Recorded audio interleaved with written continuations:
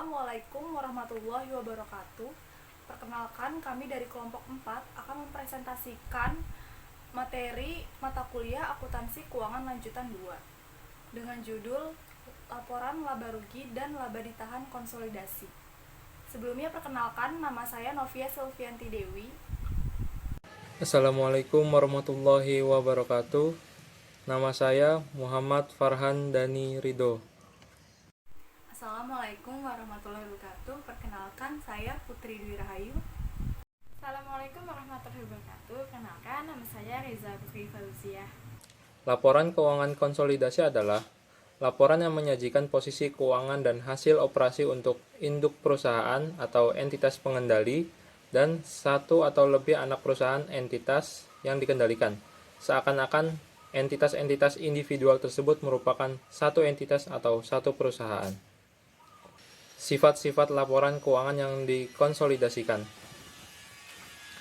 Yang pertama, laporan keuangan konsolidasi adalah model laporan akuntansi untuk menunjukkan pengaruh ekonomi dari penggabungan dua atau lebih perusahaan yang tersendiri, yang didasarkan atas pemilikan dan pengendalian bersama, meskipun peleburan secara hukum tidak dilakukan.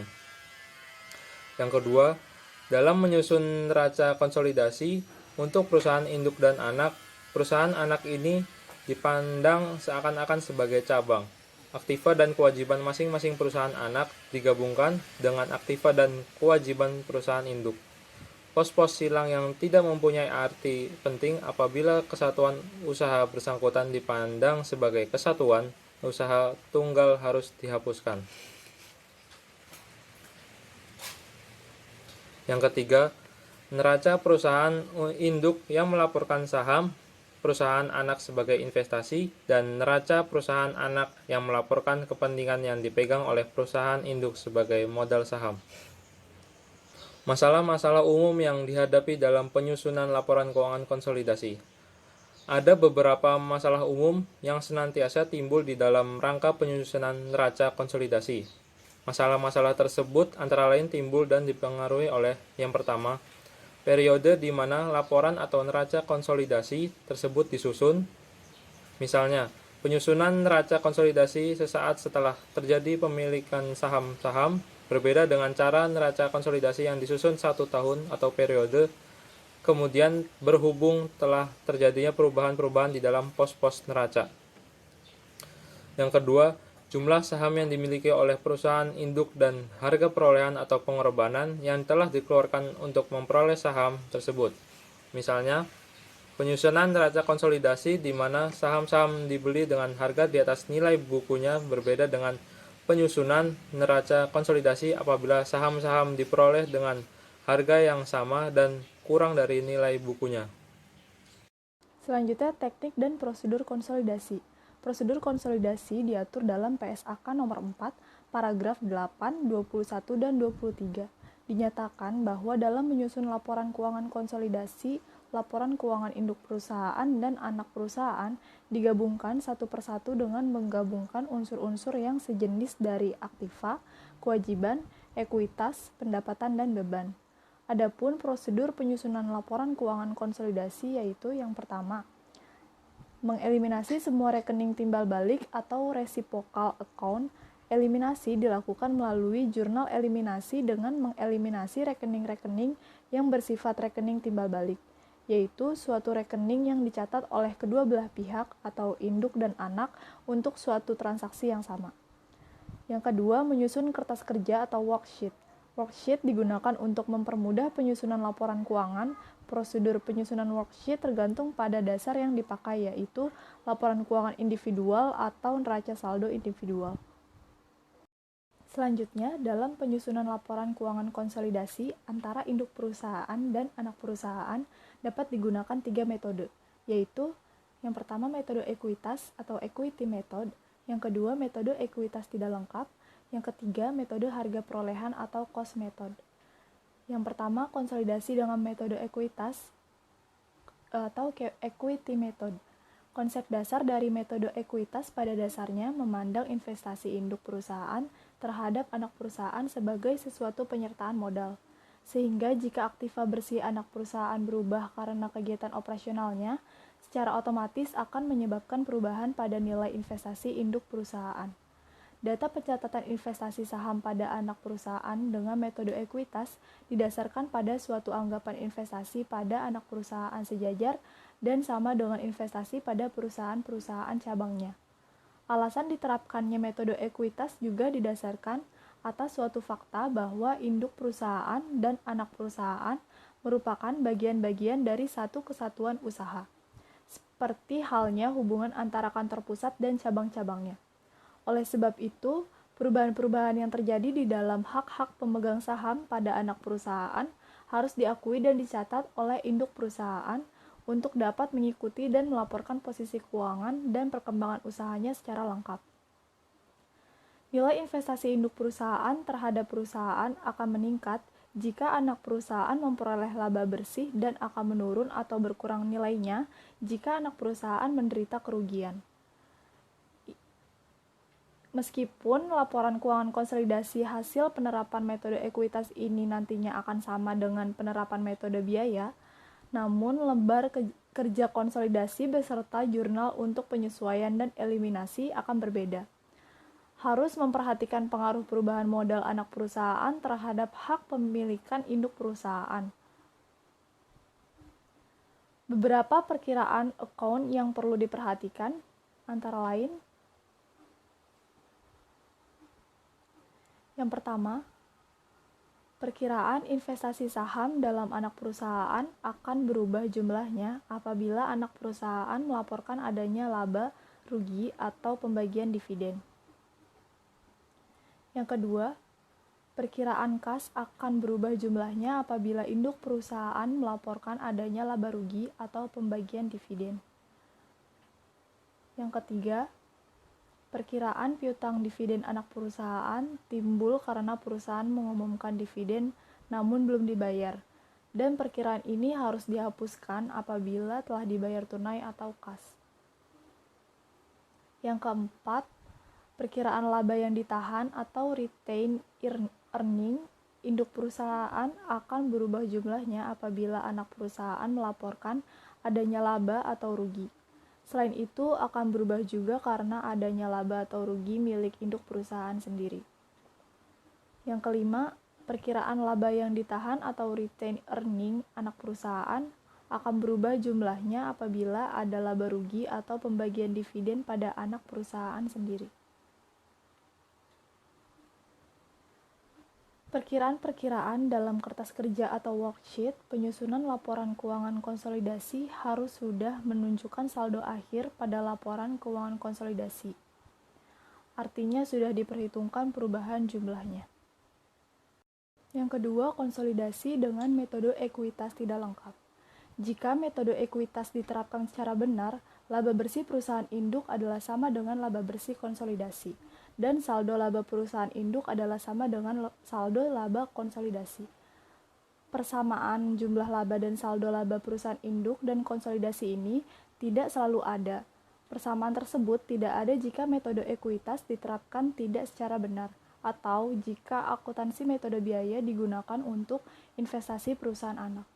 Contohnya, perusahaan induk dalam menerapkan akuntansi metode ekuitas mungkin mengamortisasikan perbedaan antara investasi dan nilai buku yang diperoleh pada buku terpisah perusahaan induk, atau mungkin tidak mengeliminasi laba atau rugi antar perusahaan.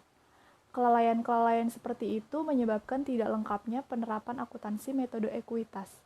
Kesalahan-kesalahan lain dalam penerapan metode ekuitas menyebabkan salah saji yang serupa dalam laba dan saldo laba perusahaan induk.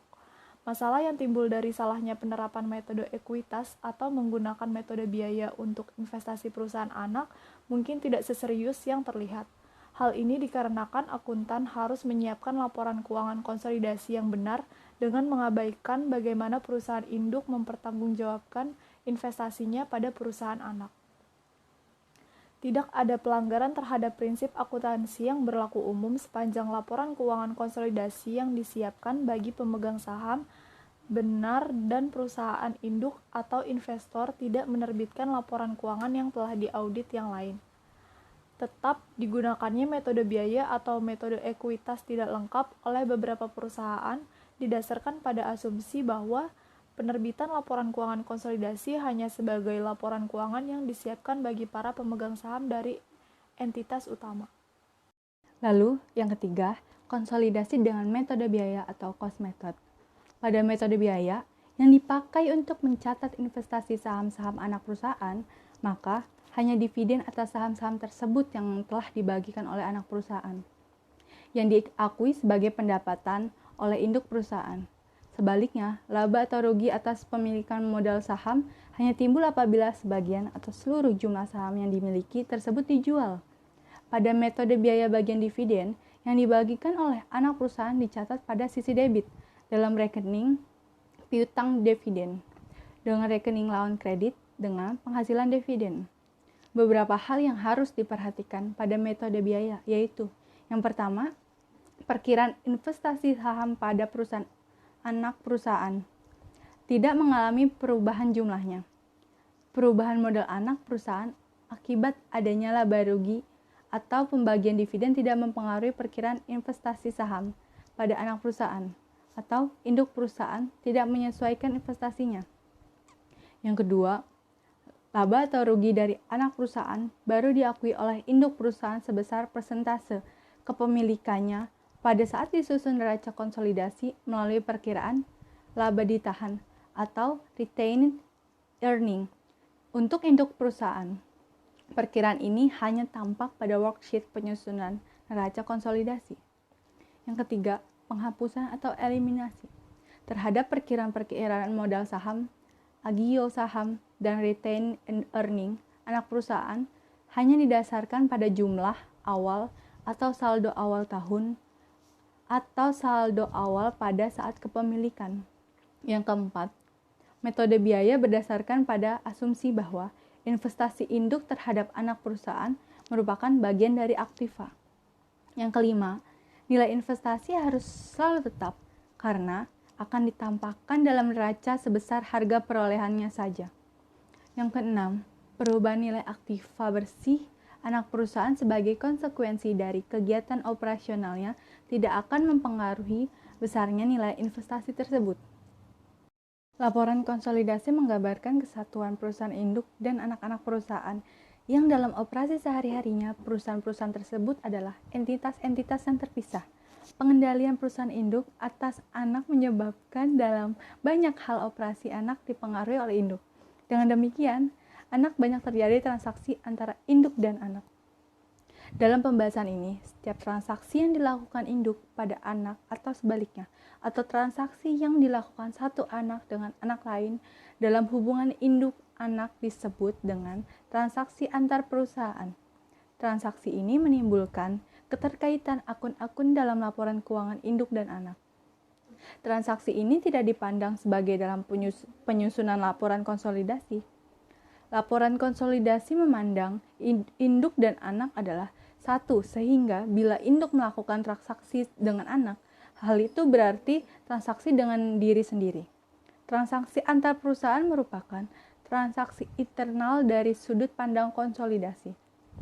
Apabila induk melakukan penjualan aset pada anak, misalnya, dengan sudut pandang konsolidasi, hal itu sama artinya dengan induk menjual aset pada diri sendiri, sebab anak dan induk adalah satu dalam laporan konsolidasi.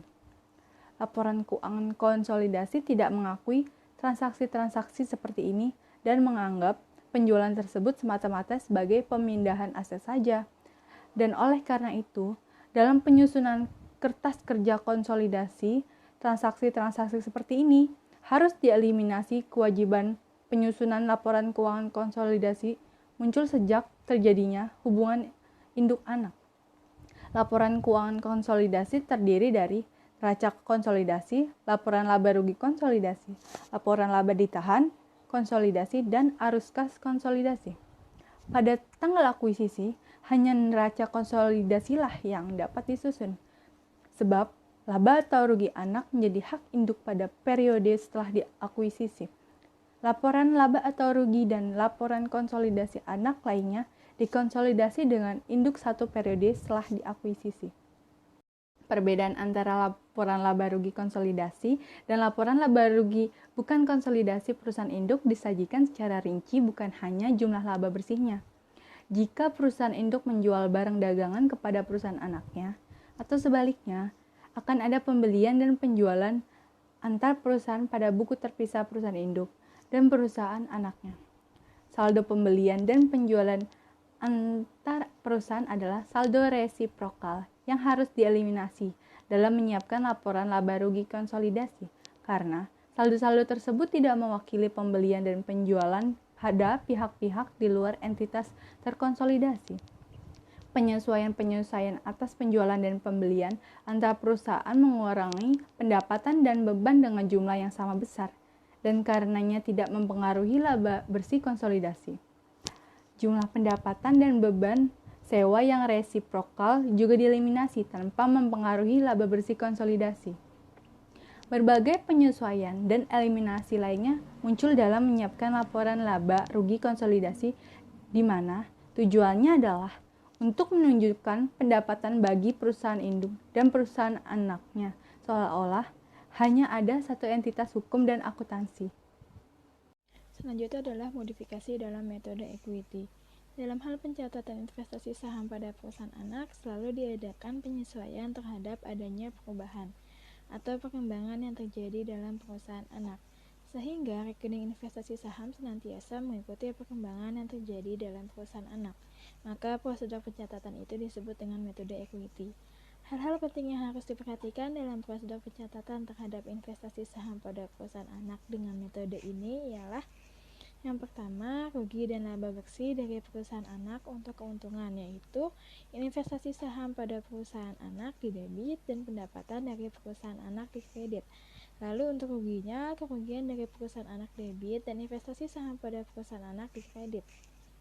Sementara untuk dividennya, dividen yang dibagikan oleh perusahaan anak. Dengan adanya pembagian dividen ini, perubahan yang terjadi pada perusahaan induk ialah perubahan kekayaan aktiva yang semula berupa hak atas laba pada perusahaan anak yang tercermin dalam rekening investasi saham perusahaan anak ke dalam bentuk kekayaan atau aktiva yang lain, biasanya yaitu piutang dividen atau kas. Berikutnya adalah masalah eliminasi terhadap wesel tagih dan atau wesel bayang yang telah didiskontokan. Dari sebagai satu kesatuan usaha bagi perusahaan-perusahaan yang berafiliasi, dengan didiskontokannya wesel tersebut berarti timbulnya kewajiban untuk membayar wesel tersebut pada saat jatuh tempo kepada pihak di luar perusahaan afiliasi. Oleh sebab itu, perusahaan penyusunan neraca konsolidasi mengikuti ketentuan sebagai berikut. Yang pertama, menghapuskan rekening wesel bayang pada perusahaan afiliasi. Yang kedua, menghapuskan rekening wesel tagih yang telah didiskontokan dengan rekening lawan, yaitu wesel bayar, yang berarti timbulnya kewajiban kepada pihak luar. Lalu, masalah penyesuaian dan koreksi sebelum penyesuaian neraca konsolidasi. Berikut masalah-masalah penyesuaiannya. Yang pertama, tidak dipercayanya oleh salah satu pihak dari perusahaan-perusahaan yang berafiliasi terhadap informasi keuangan tertentu. Masalah yang kedua, adanya pos-pos yang masih dalam proses, sehingga suatu informasi telah dicatat oleh salah satu pihak, akan tetapi pihak yang lain atau pihak yang satunya lagi belum mencatatnya, biasanya berhubungan dengan faktor waktu. Sebagai contoh, pada akhir periode perusahaan anak telah mengumumkan adanya pembagian dividen dan dilaporkan di dalam neracanya sebagai hutang dividen. Jika neraca perusahaan induk pada akhir periode yang sama tidak melaporkan adanya piutang dividen atas bagian dividennya pada perusahaan anak, berarti bahwa neraca perusahaan induk tersebut belum lengkap. Dalam hal ini, penyesuaian cukup dilakukan dalam daftar lajur penyesuaian neraca konsolidasi. Hal ini disebabkan informasi tersebut pada akhirnya nanti akan dicatat dan dilaporkan pula pada buku-buku perusahaan bersangkutan apabila informasi itu sudah sampai kepadanya. Laporan laba rugi yaitu suatu laporan keuangan yang di dalamnya menjelaskan tentang kinerja keuangan suatu entitas bisnis dalam satu periode akuntansi, dan laporan ini adalah laporan keuangan yang dibuat secara lengkap oleh petugas keuangan atau pembukuan pada perusahaan yang nantinya akan dijadikan sarana mengevaluasi kebijakan atasan pada periode tertentu. Fungsi dan tujuan laporan laba rugi. Yang pertama, untuk memberikan informasi mengenai jumlah total pajak yang harus dibayarkan oleh suatu entitas bisnis. Yang kedua, memberikan informasi mengenai kondisi suatu perusahaan apakah memperoleh laba atau merugi pada setiap periode akuntansi. Yang ketiga, menjadi bahan referensi untuk evaluasi pihak manajemen perusahaan untuk menentukan berbagai langkah yang harus diambil di periode berikutnya. Yang keempat, menjadi sumber informasi mengenai tingkat keberhasilan perusahaan dalam menentukan besaran biaya perusahaan. Yang kelima, membantu proses analisis usaha sehingga dapat mengukur perkembangan suatu entitas bisnis. Yang keenam, menjadi acuan perusahaan dalam upaya pengembangan bisnis bila ingin meningkatkan perolehan laba. Yang ketujuh, membantu proses analisis strategi perusahaan untuk mengetahui tingkat keberhasilan strategi bisnis yang telah diterapkan sebelumnya dalam mencapai goal perusahaan. Yang terakhir, menjadi cerminan profil suatu entitas bisnis bagi calon investor maupun kreditor yang akan melakukan transaksi bisnis dengan perusahaan tersebut. Laba ditahan konsolidasi. Perubahan pada laba ditahan perusahaan selama periode pelaporan. Hal ini mengurangi perubahan pada kepentingan pemilik dalam suatu organisasi dan dalam penerapan laba ditahan atau surplus dari satu periode akuntansi ke periode yang berikutnya. Baris rincian biasanya termasuk keuntungan atau kerugian dari operasi, dividen yang dibayarkan, penerbitan atau penebusan dari saham, dan setiap item lainnya dibebankan atau dikreditkan ke saldo laba. Tujuan laporan laba yang ditahan konsolidasi. Yang pertama, untuk menunjukkan berbagai pengaruh perubahan hak-hak pemegang saham serta pengaruhnya kepada masing-masing kelompok pemegang saham. 2. Untuk menunjukkan hak-hak pemegang saham terhadap bagian laba yang didapat perusahaan yang oleh karena pertimbangan tertentu untuk sementara tidak dibagikan. Manfaat laba ditahan konsolidasi. Yang pertama, untuk membayar hutang perusahaan. Yang kedua, untuk membiayai operasional perusahaan. Yang ketiga, sebagai modal cadangan. Yang keempat, untuk perkembangan atau investasi perusahaan di masa depan. Faktor-faktor lain yang bisa mempengaruhi saldo laba ditahan perusahaan. Yang pertama, perubahan dari penerima bersih, perubahan dari jumlah uang yang dibayarkan sebagai dividen kepada para investor. Yang ketiga, perubahan dalam harga pokok penjualan. Yang keempat, perubahan dalam biaya-biaya administrasi. Yang kelima, perubahan dalam pajak. Yang keenam, perubahan dalam strategi bisnis dari perusahaan. Jadi kesimpulannya, laporan laba rugi adalah jenis laporan keuangan yang sangat penting bagi setiap usaha sekalipun bagi yang baru memulai untuk membangun usaha. Dengan laporan ini dapat membantu pengeluaran dan pemasukan yang terjadi pada usaha dan melakukan improvisasi pada kegiatan operasional yang dibutuhkan. Laporan laba ditahan menjelaskan perubahan pada laba ditahan perusahaan selama periode pelaporan. Hal ini mengurangi perubahan pada kepentingan pemilik dalam suatu organisasi. Dan dalam penerapan laba ditahan atau surplus dari satu periode akuntansi ke periode yang berikutnya. Baris rincian biasanya termasuk keuntungan atau kerugian dari operasi, dividen yang dibayarkan, penerbitan atau penebusan dari saham, dan setiap item lainnya dibebaskan atau dikreditkan ke saldo laba. Sekian presentasi yang dapat kelompok kami sampaikan. Apabila terdapat kekurangan dan kesalahan dalam penjelasan materi yang kami sampaikan, kurang lebihnya mohon maaf. Terima kasih. Wassalamualaikum warahmatullahi wabarakatuh.